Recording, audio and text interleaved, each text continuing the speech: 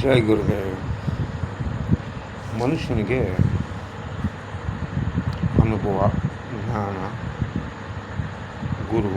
ಗುರಿ ಇದ್ದರೆ ಜೀವನ ಮುಂದೆ ಹೋಗ್ತಾ ಇರುತ್ತೆ.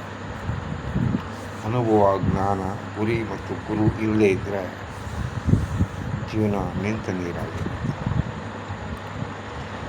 ಜೀವನದಲ್ಲಿ ಎಲ್ಲರೂ ಒಂದೇ ಸರಿ ಪಡ್ಕೊಂಡು ಜೀವನ ಮಾಡೋಕ್ಕಾಗಲ್ಲ. ಕಾರಣ ಏನಂದರೆ ಪ್ರಕೃತಿನಲ್ಲಿ ತುಂಬ ವಿಸ್ಮಯಗಳಿದೆ. ಅದನ್ನು ನೀವು ಅನುಭವಿಸ್ಬೇಕು. ಪ್ರತಿಯೊಂದು ಪ್ರಾಣಿ, ಪ್ರತಿಯೊಂದು ಪಕ್ಷಿ, ಪ್ರತಿಯೊಂದು ಮರ ಅದರದ್ದೇ ಆದಂಥ ಕೆಲಸ ಮಾಡ್ತಾನೆ ಇರುತ್ತೆ. ಪ್ರಕೃತಿ ಮಾಡಿಸ್ತಾ ಇರುತ್ತೆ. ಆಗ ಮನುಷ್ಯನಿಗೆ ಆ ಅನುಭವ ಆಗಿರೋದು. ಒಂದೊಳ್ಳೆ ಮರದ ಕಡೆಯಲ್ಲಿ ಇಟ್ಕೊಂಡ್ರೆ ಅದು ಅನುಭವನೇ ಬೇರೆ. ಒಂದೊಳ್ಳೆ ಪ್ರಾಣಿ ಜೊತೆ ಓಡಾಡಿದ್ರೆ ಅದು ಅನುಭವನೇ ಬೇರೆ.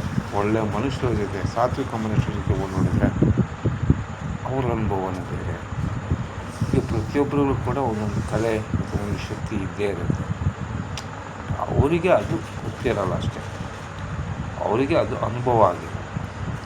ಅದನ್ನು ಅವರು ಹೇಳಿ ಪಡ್ಕೊಂಡಿರಲ್ಲ. ಜೀವನದ ಸತ್ಯ ಅನುಭವದಿಂದಲೂ ಪಡೆಯೋದು. ಎಷ್ಟೋ ಸರಿ ಅಂದ್ಕೊಳ್ತೀವಿ ನಾವು, ಹಣದಿಂದ ಸಿಗುತ್ತೆ, ಅಧಿಕಾರದಿಂದ ಸಿಗುತ್ತೆ, ಅಥವಾ ನಮ್ಮ ಮತ್ತು ಪ್ರಬಲ ಶಕ್ತಿಯಿಂದ ಸಿಗುತ್ತೆ ಅಂತ ಅಂದ್ಕೊಳ್ತೀವಿ. ಪ್ರಕೃತಿಗೆ ಇದು ಯಾವುದೂ ನಡೆಯೋಲ್ಲ. ಪ್ರಕೃತಿ ಗಾಳಿನಲ್ಲಿರುತ್ತೆ. ಗಾಳಿ ಗೊತ್ತಲ್ಲ ನಿಮಗೆ? ಗಾಳಿ ಎಷ್ಟು ಸಿಂಪಲ್ ಆಗಿರುತ್ತೆ, ಎಷ್ಟು ಸ್ಟ್ರೈಟ್ ಆಗಿರುತ್ತೆ, ಎಷ್ಟು ವಿಚಿತ್ರವಾಗಿರುತ್ತೆ. ಗಾಳಿಗಿಂತಲೂ ಸೂಕ್ಷ್ಮ ಪ್ರಕೃತಿ, ಬೆಂಕಿಗಿಂತಲೂ ಸೂಕ್ಷ್ಮ ಪ್ರಕೃತಿ, ನೀರಿಗಿಂತಲೂ ಸೂಕ್ಷ್ಮ ಪ್ರಕೃತಿ, ಎಲ್ಲದಕ್ಕಿಂತಲೂ ಸೂಕ್ಷ್ಮ ಪ್ರಕೃತಿ. ಪ್ರಕೃತಿಯ ಜೊತೆ ಆಟ ಆಡೋಕ್ಕೆ ಹೋದವರು ಪ್ರಕೃತಿ ಜೊತೆ ಎಲ್ಲ ನೀರಿನ ಹಾಕ್ಬಿಟ್ಟಿದ್ದಾರೆ.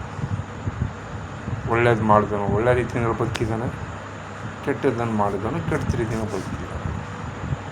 ಯಾರಿಗೂ ಬಿಟ್ಟಿಲ್ಲ ಅದು ಪ್ರಕೃತಿ.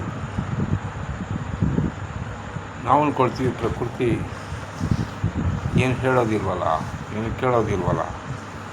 ಅದು ಪ್ರಕೃತಿ ಅದು ಕೆಲಸ ಅದು ಮಾಡ್ತಾನೆ ಇರುತ್ತೆ. ಸಹಿಸ್ಕೊಳ್ಳೋದು ಗೊತ್ತು, ಅದಕ್ಕೆ ರಿಟರ್ನ್ ಕೊಡೋದು ಗೊತ್ತು. ನೇಚರ್ ಜೊತೆ ಆಟ ಆಡಿದವರು ತುಂಬ ಕಷ್ಟ. ಅದಕ್ಕೋಸ್ಕರ ಪ್ರತಿಯೊಂದು ಕ್ಷಣವೂ ಕೂಡ ಭಗವಂತನೋ, ಪ್ರಕೃತಿನೋ, ದೈವನೋ ಗಮನಿಸ್ತಾನೇ ಇರುತ್ತೆ. ಅದರ ಅರಿವು ನಿಮಗಾಗ್ತದೆ. ಅದು ಅರಿವಾದರೆ ಖಂಡಿತ ನೀವು ಉನ್ನತ ಮಾರ್ಗದಲ್ಲಿ ಹೋಗ್ತೀರಾ, ತುಂಬ ಅನುಭವವನ್ನು ಪಡಿತೀರಾ, ಒಳ್ಳೆ ವಿಶೇಷವಾದ ಸ್ಥಿತಿಯನ್ನು ತಲುಪ್ತೀರಾ. ನಿಮಗೆ ಸಮಾಜಕ್ಕೂ ಮತ್ತು ನಿಮ್ಮ ಕುಟುಂಬಕ್ಕೂ ಅಥವಾ ನಿಮ್ಮ ಮನೆಗೂ ಶ್ರೇಷ್ಠ ವ್ಯಕ್ತಿ ಆಗ್ತೀರಾ. ಭಯ ಮತ್ತು ಭಕ್ತಿ ಇಲ್ಲದೇ ಇದ್ದರೆ ಮನುಷ್ಯನಿಗೆ ಜೀವನದಲ್ಲಿ ಏನು ಸಾಧನೆ ಮಾಡೋಕ್ಕಾಗಲ್ಲ. ಯಾಕೆಂದರೆ ಭಯ ಒಳ್ಳೆ ದಾರಿನ ತೋರಿಸುತ್ತೆ, ಭಕ್ತಿ ಒಳ್ಳೆಯ ಮನಸ್ಸನ್ನು ತೋರಿಸುತ್ತೆ. ಭಯ ಮತ್ತು ಭಕ್ತಿ ಮನುಷ್ಯನ ಸನ್ಮಾರ್ಗಕ್ಕೆ ಒಂದು ದಾರಿದೀಪ. ಅದನ್ನು ಬೇರೆ ಥರ ಯೋಚನೆ ಮಾಡಬೇಡಿ. ಜೈ ಗುರು.